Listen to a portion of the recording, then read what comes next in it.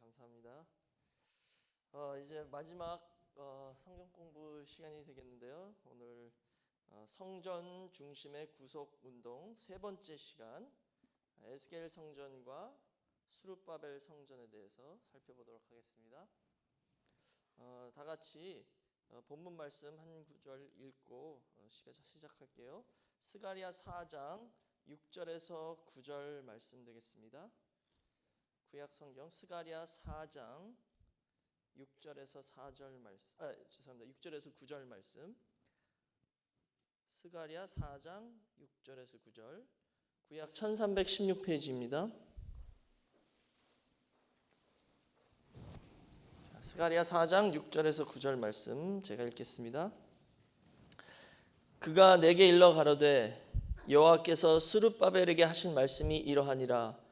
만군의 여호와께서 말씀하시되 이는 힘으로 되지 아니하며 능으로 되지 아니하고 오직 나의 신으로 되느니라. 큰 산아 네가 무엇이냐? 네가 스룹바벨 앞에서 평지가 되리라. 그가 머릿돌을 내어 놓을 때에 무리가 외치기를 은총이 그에게 있을지어다 하리라 하셨고, 여호와의 말씀이 또 내게 임하여 가라사대 스룹바벨의 손에 이전에 지대를 놓았은즉 그 손이 또한 그것을 마치리라 하셨나니 만군의 여호와께서 나를 너희에게 보내신 줄을 내가 알리라 하셨느니라. 이는 하나님의 말씀이니라. 아멘. 자, 그래서 오늘 이제 이 성전 공부 마무리를 하겠는데요. 어저께 이제 저희가 솔로몬 성전까지 공부를 했죠. 그래서 이 솔로몬 성전은 주전 959년 완성이 돼서 586년까지 네. 586년까지 그 이스라엘 나라 영적 중심 센터가 됐었죠. 그런데 이제 이스라엘의 왕들과 백성들의 범죄로 말미암아, 그리고 또 영적 타락으로 말미암아 바벨론을 들어쓰셔서 하나님이 이스라엘을 징계하셨어요. 그래가지고 바벨론 포로로 끌려갔죠. 그래서 바벨론 포로로 끌려간 게 세 번에 걸쳐서 끌려갔죠. 주전 605년, 597년, 그리고 586년. 그리고 예레미야 선지자를 통해서 70년 후에 돌아올 것이다 라고 예언을 하신 것처럼 그대로 70년 후에 이제 다시 귀환해서 537년 1차 귀환, 458년 2차 귀환, 그리고 444년 3차 귀환했습니다. 근데 그 바벨론 포로에서 있을 때 주전 573년에 에스겔 성전의 계시를 주셨어요. 에스겔 선지자에게 환상을 보여주셨는데 그때가 주전 573년이었죠. 그때 에스겔 성전의 그 계시를 주신 거예요. 그러니까는 그 계시 받은 시기로 보면 에스겔 성전이 먼저고 그 다음에 스룹바벨 성전이죠. 근데 에스겔 성전은 그 계시를 받고 바로 건축된 것이 아니라 마지막 때를 바라보게 하는 성전이죠. 그래서 원로 목사님께서 그러셨어요. 에스겔 성전은 반드시 이 땅에 존재하는 성전이다. 그런데 사람 손으로 짓는 성전은 아니다. 그렇죠? 반드시 이 땅에 존재하는 성전이지만 사람의 손으로 건축할 성전은 아니라는 거예요. 그리고 이제 바벨론 포로가 끝나고 1차 귀환을 했는데 537년에요. 그 1차 포로 귀환의 목적은 바로 성전 재건이었습니다. 그래서 에스겔 1장 1절에서 3절 말씀 보시면 여기 이렇게 나와 있죠. 바사왕 고레스 원년에 여호와께서 예레미야의 입으로 하신 말씀을 응하게 하시려고 바사왕 고레스의 마음을 감동시키심에 저가 온 나라에 공포도 하고 조소도 내려 가로되 바사왕 고레스는 말하노니 하늘의 신 여호와께서 세상 만국으로 내게 주셨고 나를 명하사 유다 예루살렘에 전을 건축하라 하셨나니 이스라엘의 하나님은 참 신이시라. 너희 중에 무릇 그 백성된 자는 다 유다 예루살렘으로 올라가서 거기 있는 여호와의 전을 건축하라. 너희 하나님이 함께 하시기를 원하노라. 이렇게 조서를 내렸죠. 그러니까 1차 포로 귀환의 목적은 성전을 건축하는 겁니다. 그래서 그 지도자가 스룹바벨이었잖아요. 스룹바벨이 이스라엘 백성들을 이끌고 와서 바로 다음 해인 주전 536년에 성전 건축을 시작을 했어요. 근데 어떻게 됐죠? 그 주변 국가들의 방해 공작이 너무 심했잖아요. 이걸 못 지게 하려고 사단이 공격을 너무 심하게 하니까 바로 거기서 손을 놓고 중단이 됐습니다.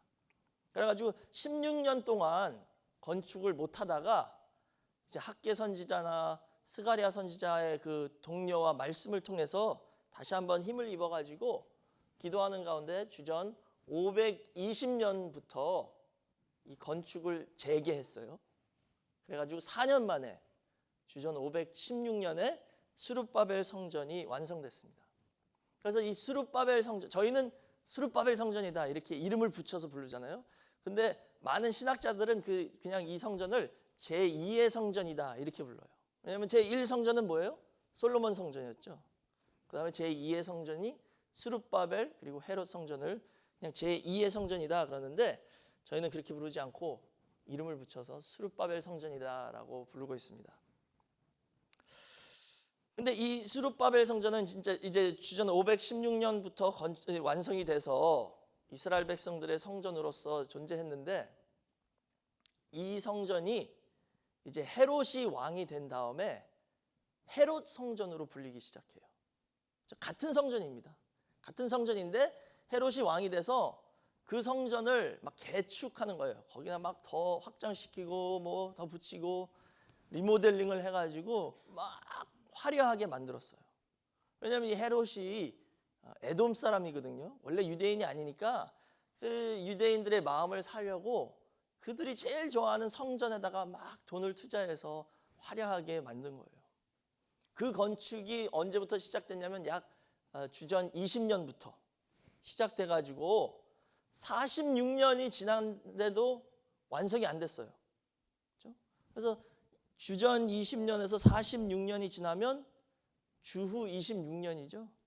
그때 예수님이 공생애를 시작하셔서 바로 그 헤롯 성전, 그 스룹바벨 성전 안에 오셔가지고 하신 말씀이 그 요한복음 2장 19절에서 21절 말씀에 나와 있죠. 네, 없네요. 그래서 요한복음 2장 19절에서 21절 말씀 보시면 예수께서 대답하여 가라사대 너희가 이 성전을 헐라 내가 사흘 동안에 일으키리라 라고 말씀하셨죠.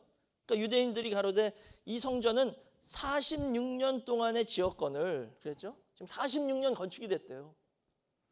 근데 네가 3일 만에 일으키겠느냐. 그러나 예수는 성전된 자기 육체를 가리켜 말씀하신 것이다 그랬죠. 그러니까 이때 예수님이 공생애 시작하실 때인데 스룹바벨 성전에 오신 거예요. 그러면 오늘 저희가 이 스룹바벨 성전과 에스겔 성전에 대해서 공부를 할 텐데 이 스룹바벨 성전이 왜 중요할까요? 중요한 이유는요. 이 스룹바벨 성전은 과도기의 성전입니다. 과도기 뭔지 아시잖아요. 어떤 한 시대에서 다음 시대로 넘어가는 그 영어로 하면 transitional period라고 그러잖아요. 그 과도기에 있었던 성전이 스룹바벨 성전이에요. 그러니까 예를 들어서 구약에서 지금 신약으로 넘어가는 그 과도기잖아요. 주전 516년부터 구약 때인데 예수님이 오실 때 신약 때잖아요. 그때까지 계속 있었던 성전이에요. 근데 항상 과도기가 중요해요. 그렇죠? 그리고 과도기가 좀 힘들어요. 왜냐면은 이 예전 시대에 익숙해졌는데 새로운 게 오면 변화가 오면 거기에 적응하기 힘들잖아요. 그렇죠?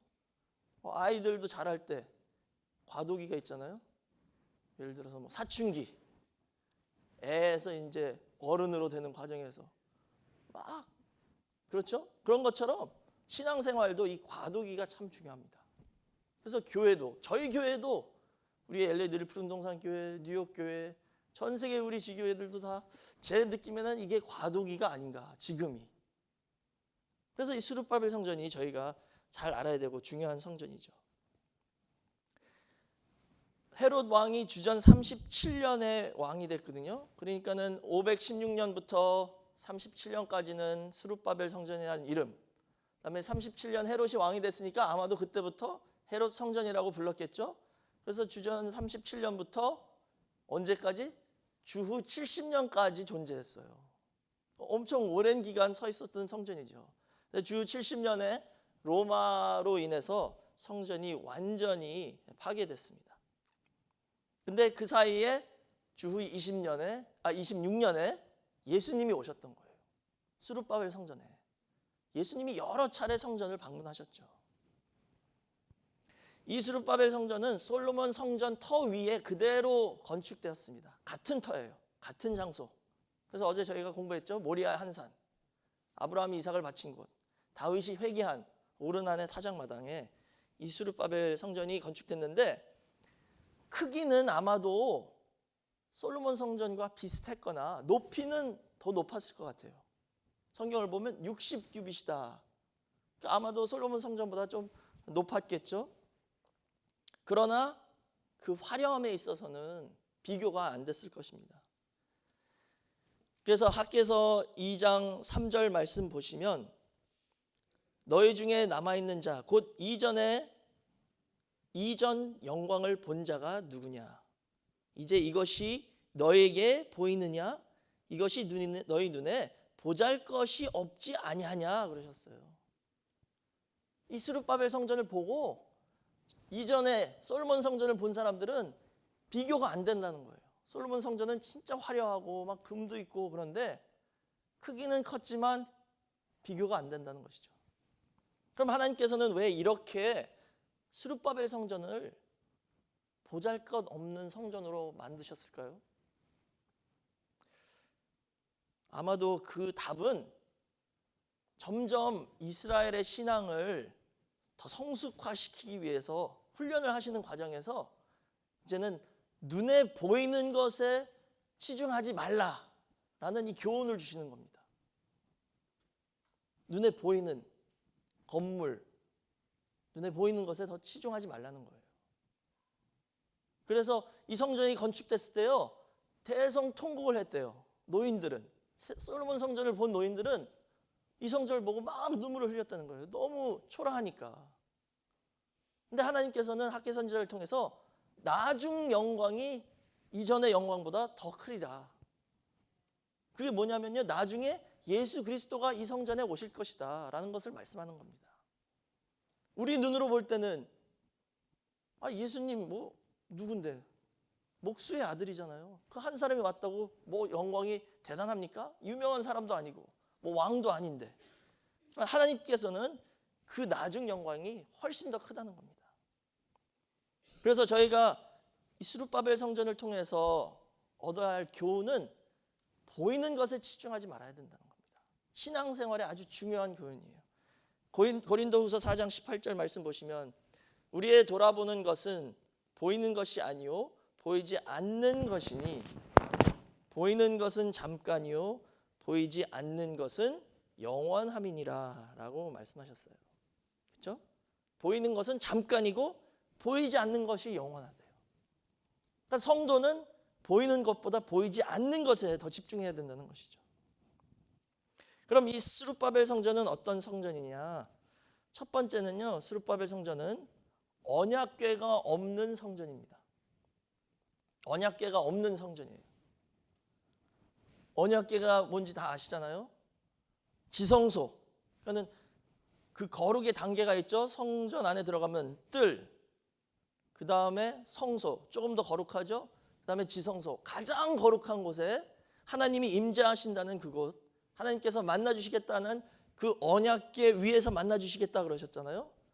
그게 말하자면 성전의 핵심이잖아요. 말하자면 뭐 단팥빵에 단팥이 빠진 거나 마찬가지예요. 지성소에 언약궤가 없다는 것은. 그런데 바벨론은 포로로 끌려갈 때 이 언약궤가 사라졌습니다. 그래서 예레미야 3장 16절 말씀 보시면 나 여호와가 말하노라 너희가 이 땅에서 번성하여 많아질 때에는 사람이 여호와의 언약궤를 다시는 말하지 아니할 것이요 생각지 아니할 것이요 기억지 아니할 것이요 찾지 아니할 것이요 만들지 아니할 것이다. 근데 예레미야가 예언한 대로 됐습니다. 언약궤가 없어졌어요. 스룹바벨 성전에는 언약궤가 없었습니다. 이 언약궤는 하나님의 임재의 상징이었고, 또 그 언약궤 위에 뚜껑을 속죄소라고 불렀잖아요. 1년에 한 번 대속죄일에 대제사장이 거기 들어가서 피를 뿌림으로 이스라엘 백성들의 모든 죄를 속죄하는 날인데, 그 언약궤가 없으니까 피를 어디다 뿌려요 이제. 그래서 유대 전승에 의하면 그 언약궤가 있었던 그 돌만 땅에 있대요. 그냥 허공에다가 피를 뿌렸다는 거예요. 이 언약궤는 앞으로 이 땅에 성육신하실 예수 그리스도의 예표입니다. 그래서 실체이신 예수님이 이 땅에 오시면 그림자인 언약궤는 없어져야 된다는 뜻입니다. 예수님이 십자가에서 마지막 피의 제사를 드렸잖아요. 그래서 저희의 모든 죄를 사해 주셨죠. 그러니까 더 이상 언약궤의 그 피 제사가 필요 없게 된 거죠. 그것을 미리 보여주신 겁니다. 그래서 스룹바벨 성전은 뭐예요? 아까 말씀드린 것처럼 과도기의 성전이잖아요. 지금 구약의 제사 중심 그 종교에서 더 이상 피의 제사가 필요 없는 새로운 종교의 형태로 넘어가는 시기에 하나님께서 언약궤를 없애심으로 이스라엘 백성들에게 지금 깨닫게 해주시는 거예요. 아, 여기에도 무슨 뜻이 있겠구나 깨달아야 되죠.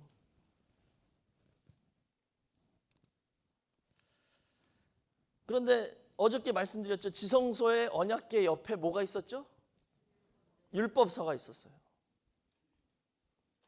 근데 성경에서나 다른 곳에서 이 율법서가 어떻게 됐다라는 언급이 없는데, 요즘 유대인들의 회당을 한번 가보시면은요, 이렇게 저희는 단 뒤에 십자가를 붙이잖아요.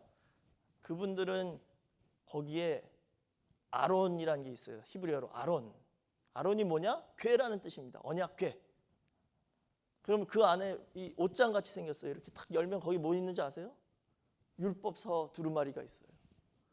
그것을 그 사람들은 지성서로 여기는 거예요. 그러니까는 언약궤는 없어졌지만 율법서는 남아 있잖아요. 아직까지도 저희에게 내려왔죠. 그래서 마태복음 24장 35절에 천지는 없어지겠으나 내 말은 없어지지 않는다 라고 말씀하신 그 하나님의 말씀이 이루어지는 것입니다.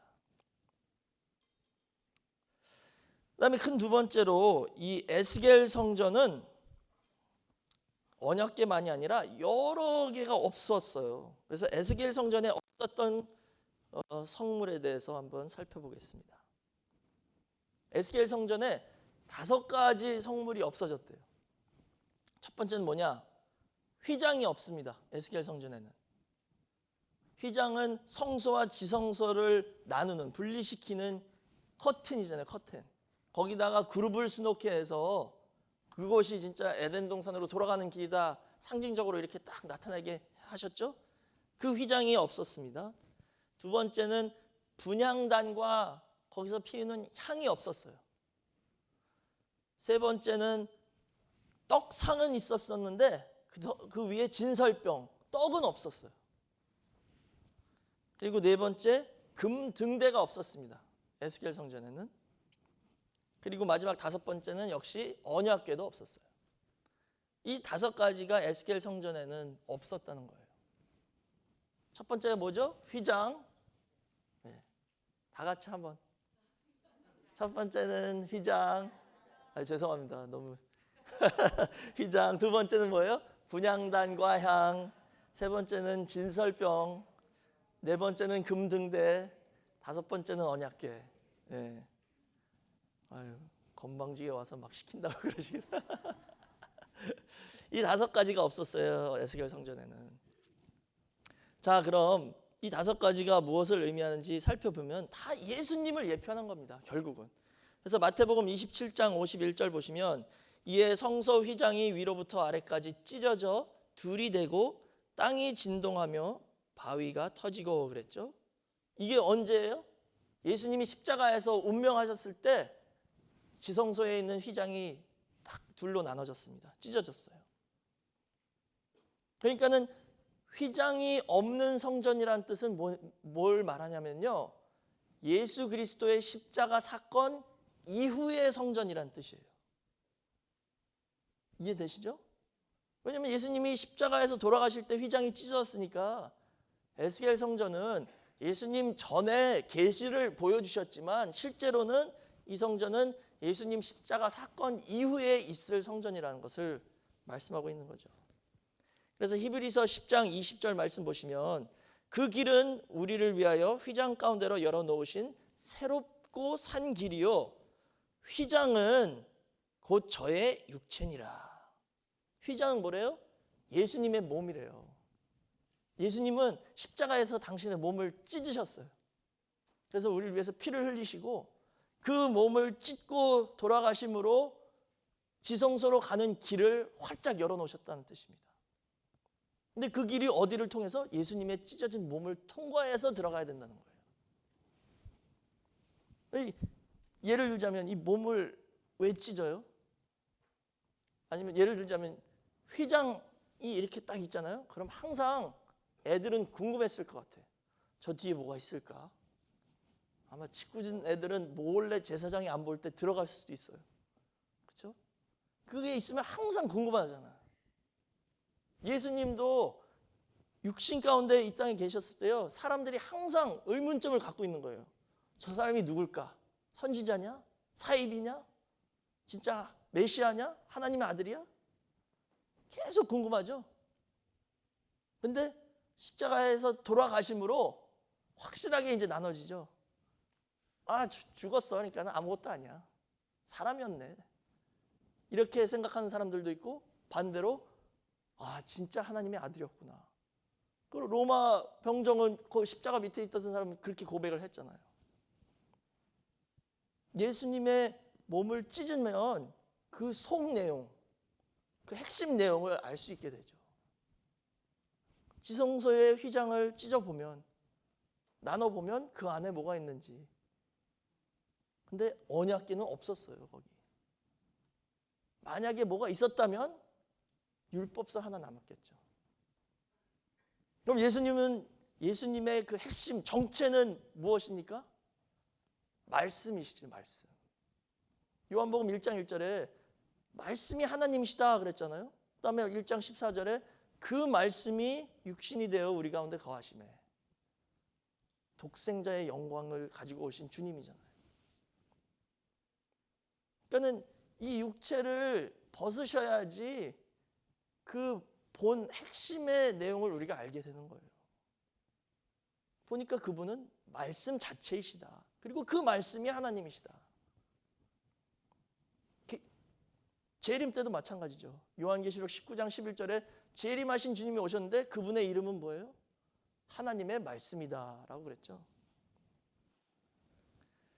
그 다음에 거기에 있는 분향단과 향은 성도의 기도를 상징한다라고 말씀드렸죠.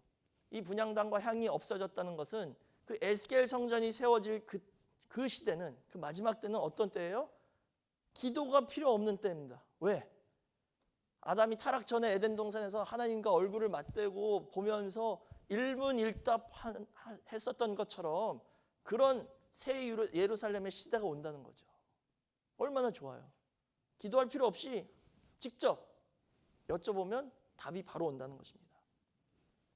또 금등대가 없다는 것은 예수 그리스도가 그 금등대의 실체이시잖아요. 그래서 요한계시록 21장 22절에서 23절 말씀 보시면 성 안에 성전을 내가 보지 못하였으니 이는 주 하나님 곧 전능하신 이와 및 어린 양이 그 성전이심이라. 그 성은 해나 달의 비침이 쓸데없으니 이는 하나님의 영광이 비치고 어린 양이 그 등이 되심이라 그랬죠. 예수님이 친히 거기 계시니까 등대가 필요 없다는 거예요. 빛이신 주님이 직접 거기 계시다는 거예요. 그래서 이 에스겔 성전은 마지막 때의 최종 마지막 성전입니다. 부활하신 주님, 승천하신 주님이 그 가운데 친히 계셔서 성전 자체가 필요 없는 겁니다. 주님이 직접 성전이 되셨다는 것이죠. 그리고 말씀드린 것처럼 이 성전은 손으로 짓는 성전이 아닙니다. 그럼 어떤 성전이냐? 에베소서 2장 21절에서 22절 말씀 보시면 그의 안에서 건물마다 서로 연결하여 주 안에서 성전이 되어가고 너희도 성령 안에서 하나님의 거하실 처소가 되기 위하여 예수 안에서 함께 지어져 간다 그랬죠. 여기 보세요. 너희도, 우리입니다. 저와 여러분, 우리도 어떻게 해요? 성령 안에서 하나님의 거하실 처소가 되기 위해서 예수 안에서 함께 지어져 간다. 이게 마지막 때 건축될 성전입니다. 그러니까 예를 들자면 여기 앉아 계신 성도님들 한 분 한 분이 그 성전의 벽돌 하나가 되는 거예요. 그래서 다 서로 연결돼서 서로 지어져 간다는 뜻이죠. 근데 거기 틈이 나면 안 되잖아요. 이렇게 우리가 딱 연결이 돼야 되는데 나 저 사람 싫어. 딴 데로 보내주세요. 그럼 여기 구멍이 이렇게 나죠. 성전 안에. 그렇게 되면 안 된다는 거예요.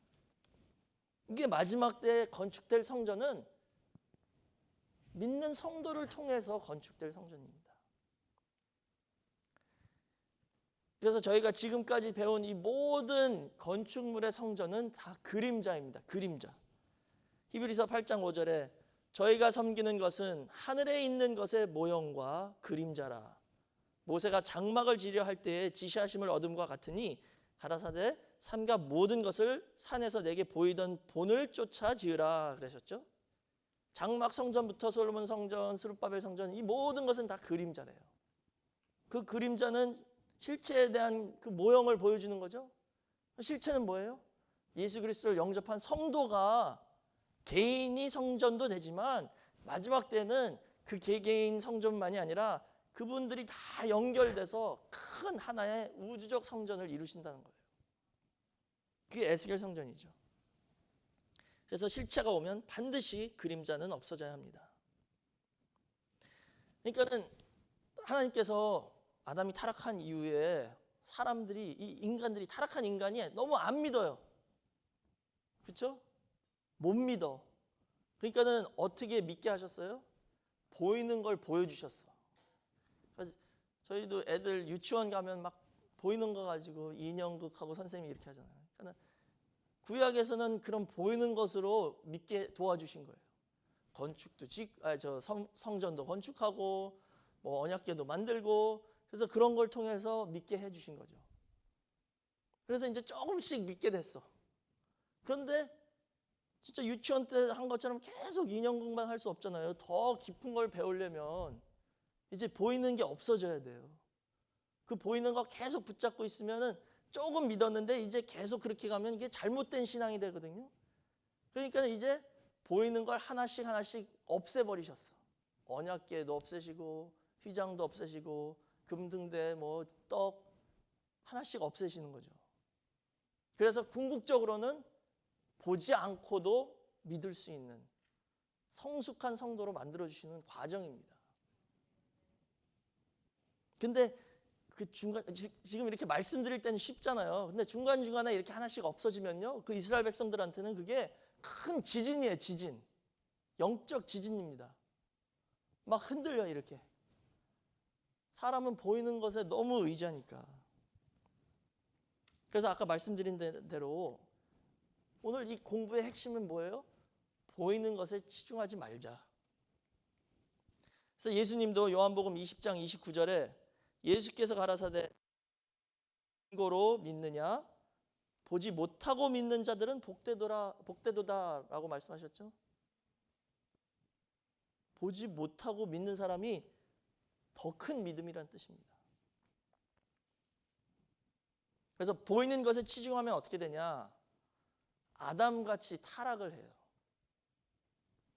자, 그 에덴 동산에서 아담과 하와가 선악과를 따먹었죠. 하나님이 따먹으면 정령 죽으리라 그러셨어요.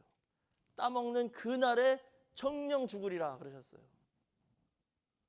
그러면은 저희가 배운 바는 아담은 하나님한테 직접 말씀을 받았죠. 근데 하와는 직접 말씀을 받지 못했잖아요. 아담한테 배웠어요. 그러니까 하와의 신앙이 조금 더 떨어져. 그래서 뱀이 하와를 공격했잖아요. 그래서 하와한테 와서 막 꼬셨어요. 그래서 하와는 거기 넘어가서 따먹었습니다. 거기까지는 이해돼요. 그리고 따먹은 다음에 아담한테 줬죠. 근데 아담이 그걸 덥석 먹어요. 그게 이해가 안 되지 않으세요? 하와는 먹었다 쳐도 왜 아담은 먹었지? 네? 아담이 하와를 가르쳐가지고 야단을 쳤어야 되는데 너 그거 먹지 말라고 했는데 왜 먹었어? 그래야 되는데 주니까 그냥 먹었어. 뭐 속된 말로 마누라의 잔소리 듣기 싫어서 먹었나요? 그런 건 아니겠죠? 왜 먹었냐 하면요, 하와가 죽지 않아서 먹은 거예요. 자, 창세기 3장 4절에 뱀이 뭐라고 그랬어요? 뱀이 여자에게 이르되 너희가 결코 죽지 아니하리라 그랬죠? 하나님은 먹는 그 날에 정령 죽으리라 그러셨어요. 근데 여자가 모르겠다 그러고 먹어봤어. 먹었는데 안 죽었어. 그러니까 남편한테 와서 줬어요. 먹어. 그거 먹으면 어떻게? 나 안 죽었잖아. 그냥 먹어. 그럼 하나님 말씀이 안 이루어진 건가요? 그날 정령 죽으리라 그랬는데 아담 930년 살았습니다. 하나님 말씀이 당연히 이루어졌죠. 어떻게? 먼저 영적 죽음이 왔잖아요. 먹는 순간 아담과 하와의 영적 죽음이 왔습니다. 그리고 930년 후에 육적 죽음도 온 거예요. 원래는 안 먹으면 죽음이 아예 없죠. 영원히 사는 건데 육신의 죽음도 왔어요. 근데 왜 아담이 넘어갔냐? 보이는 것에 치중해서. 하와가 먹고 확 쓰러져서 죽었으면 절대 안 먹죠. 근데 뱀이 먹으면 안 죽는다 그랬고 육신으로 봤을 때 안 죽었어요. 그러니까는 마지막 때도 보이는 것에 치중하면 아담처럼 타락할 수 있다는 것입니다. 근데 성경에서는 분명히 하나님은요, 영적 죽음과 육신적 죽음 다 구별해서 말씀하셨어요. 그래서 예를 들어서 마태복음 8장 22절 말씀 보시면 예수께서 가라사대 죽은 자들로 저희 죽은 자를 장사하게 하고 너는 나를 쫓으라 그러셨죠. 예수님이 제자한테 너 나 따라라 그랬더니 그 제자가 아버님이 돌아가셨으니까 장사만 치르고 따라가겠습니까? 있습니다. 그랬더니 죽은 자들이 죽은 자 장사하게 하고 너는 날 따라 그러신 거예요. 그럼 죽은 자가 어떻게 죽은 자를 장사해요? 이 죽은 자는 영적 죽음이고 예수님을 모르는, 하나님 안 믿는 이 죽은 자는 육신으로 죽은 자죠. 그렇죠? 그러니까 예수님은 분명히 영적 죽음과 육신적 죽음은 딱 구별해서 말씀하세요. 성경에서는 항상 그렇습니다. 지금 이 사람들은 살아서 땅 팔 수 있는 사람들이에요. 근데 하나님은 죽었대. 또 그 반면에 죽은 아브라함과 이삭, 야곱을 산자라고 부르셨잖아요. 그게 마태복음 22장 32절에 나와 있죠. 나는 아브라함의 하나님이요 이삭의 하나님이요 야곱의 하나님이로라 하신 것을 읽어보지 못하였느냐. 하나님은 죽은 자의 하나님이 아니요 산자의 하나님이시다. 보세요. 아브라함과 이삭의 야곱의 하나님이다 하시면서 난 산자의 하나님이다 라는 뜻은 아브라함, 이삭, 야곱 이코르 산자라는 뜻이죠. 그렇죠? 그러니까는 눈으로 봤을 때는 아브라함, 이삭, 야곱이 2000년 전에 죽었는데 하나님은 산자라고 부르시고, 눈으로 봤을 때 아까 그 장사 치르는 사람들은 살아있는 사람들인데 하나님께서는 죽은 자로 부르시고, 이렇게 성경에서는 우리가 생각하는 것과 많이 다르게 하나님께서 말씀하시고 있다는 거예요. 그래서 히브리서 11장 4절에서도 믿음으로 아벨은 가인보다 더 나은 제사를 하나님께 드림으로 의로운 자라 하시는 증거를 얻었으니 하나님이 그 예물에 대하여 증거하심이라. 저가 죽었으나 그 믿음으로써 오히려 말하느니라 그랬죠. 아벨은 죽었지만 그 믿음이 아직 말하고 있대요. 죽은 자가 어떻게 말을 해요? 살아있다는 뜻이죠. 믿음으로는 아벨이 아직 살아있다라고 증거하고 계십니다. 그래서 저희가 지금 최고봉의 신앙을 향해서 달려가고 있는데 그 최고봉의 신앙이 뭐냐 하면 죽음이 없는 세계예요. 죽음을 초월한 세계. 그게 산자의 신앙이잖아요. 그래서 지금 히브리서 11장은 믿음의 장이라고 부르죠. 아벨, 에녹, 아브라함, 모세 다 나오잖아요. 믿음의 선진들이 다 죽은 사람들입니다. 세상 표현으로 하면. 그 사람들에서 쫙 기록을 한 다음에 바로 그 다음에 히브리서 12장 1절에서 이러므로 우리에게 구름같이 둘러싼 허다한 증인들이 있으니 그랬어요. 여기 우리에게 지금 이 히브리서를 썼을 그때 1세기 기독교인들에게 말씀하시는 거잖아요. 우리에게 구름같이 둘러싼 허다한 증인들이 있대요. 이 허다한 증인들이 누구냐면 바로 히브리서 11장에 말씀하신 그 믿음의 선진들을 말하는 거예요. 아벨서부터 그 모든 선지자들, 그 사람들이 지금 우리 곁에 있대요. 지금 히브리서 기자는 그렇게 말씀하시는 거예요. 지금 구름같이 우리 둘러싸고 있는 거 안 보이냐? 오늘 이 말씀이 저에게도 주시는 말씀입니다. 그럼 저희 여기 구름같이 둘러싼 허다한 증인 보이세요? 보이시길 바랍니다. 그렇죠? 그 다음에 계속 이 히브리서 12장을 계속 읽어보시면 22절에 가서 또 이렇게 나오죠. 그러나 저희가 이른 곳은 어디래요? 시온산이다 그랬죠.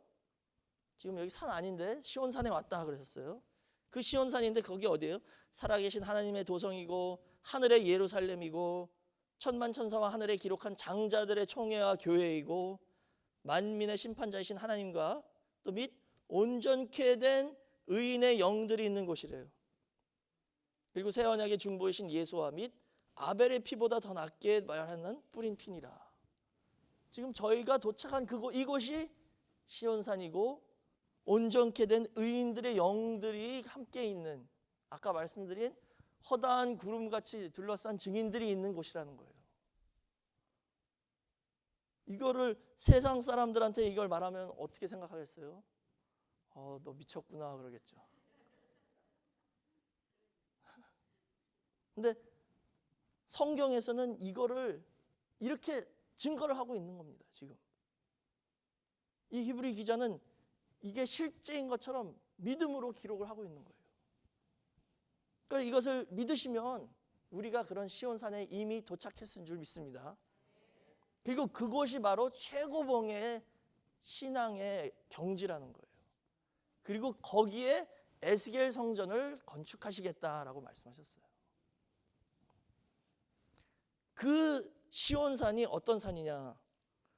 이사야 25장 6절에서 8절에 말씀하셨죠. 만군의 여호와께서 이 산에서, 지금 이 산이 시온산입니다. 이 산에서 만민을 위하여 기름진 것과 오래 저장하였던 포도주로 연회를 베푸시리니 곧 골수가 가득한 기름진 것과 오래 저장하였던 맑은 포도주로 하실 것이며 또 이 산에서 모든 민족의 그 가리워진 면박과 열방의 그 덮인 휘장을 제하시며 사망을 영원히 멸하실 것이라. 주 여호와께서 모든 얼굴에서 눈물을 씻기심에 그 백성의 수치를 온 천하에서 제하시리라. 여호와께서 이같이 말씀하셨다 그랬죠. 이 파티에는 꼭 가야 돼요. 이 포도주 다 마셔보셔야지. 근데 그 산에서 어떻게 하셨대요? 가려진 면박과 휘장을 제하셨다 그랬죠. 근데 그 휘장이 뭡니까? 8절에 나와 있죠. 사망이에요.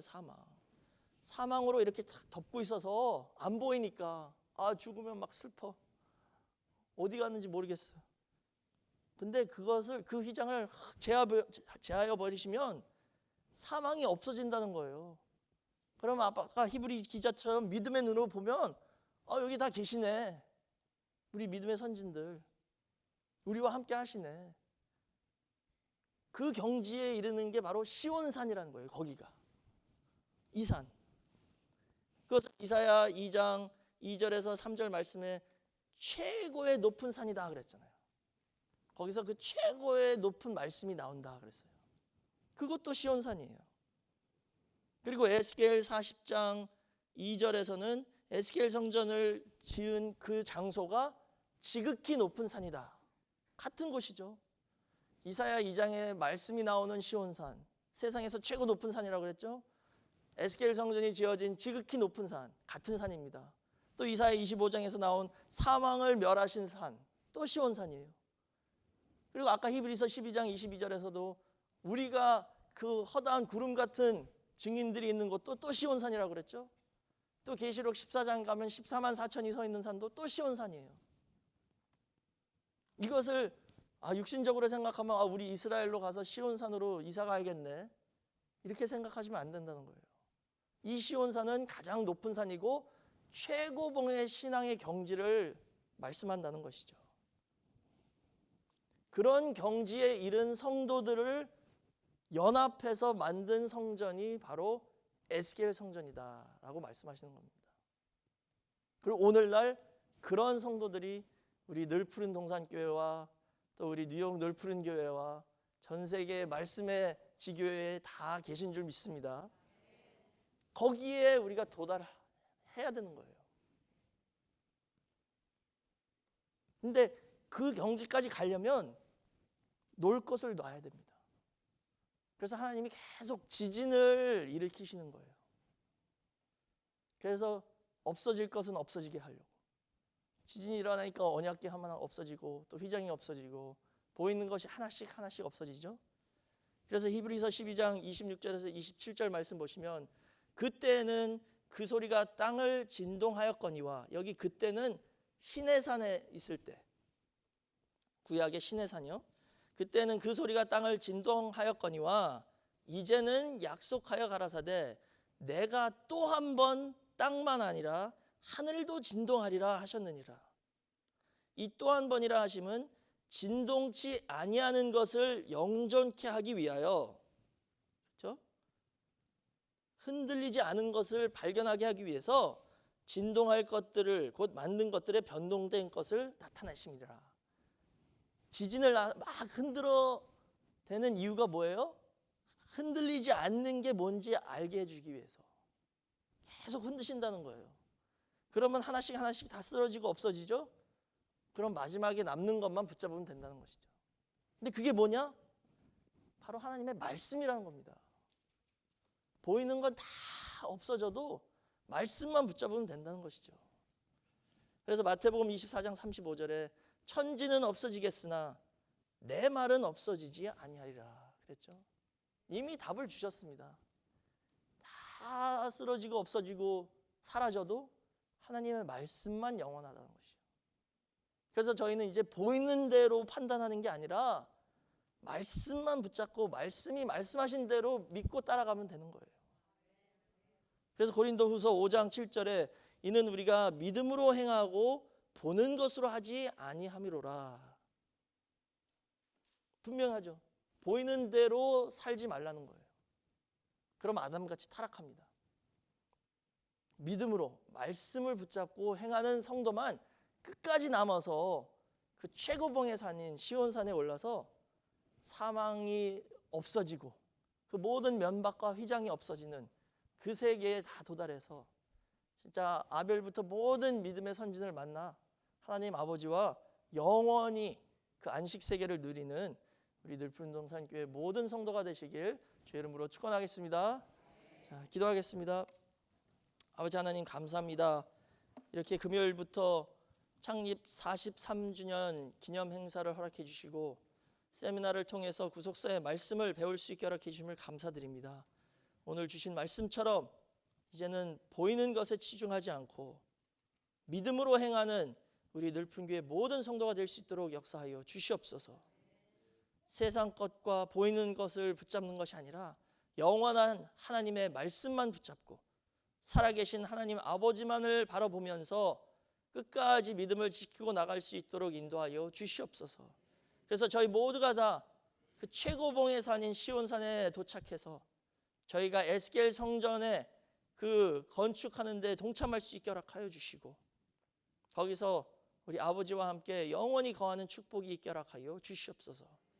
세상의 근심 걱정 모든 것을 다 하나님 아버지께 맡길 때에 놀라운 기적으로 해결해 주시고 필요할 때마다 아버지의 은혜로서 다 채워주시는 그런 체험이 있게 허락하여 주셔서 더욱더 기도의 능력이 늘어나는 우리 교회가 될 수 있게 허락하여 주시옵소서. 세워주신 윤성현 목사님 기억하여 주시고 하늘의 지혜와 명철과 말씀의 능력을 더해 주시고 성도를 사랑할 수 있는 뜨거운 아버지의 마음을 허락하여 주셔서 그 사랑을 받기 위하여 많은 영혼들이 이 교회로 몰려오는 놀라운 역사 있게 허락하여 주시옵소서. 모든 것을 감사드리며 예수님의 이름으로 기도드렸사옵나이다. 함께 영광의 박수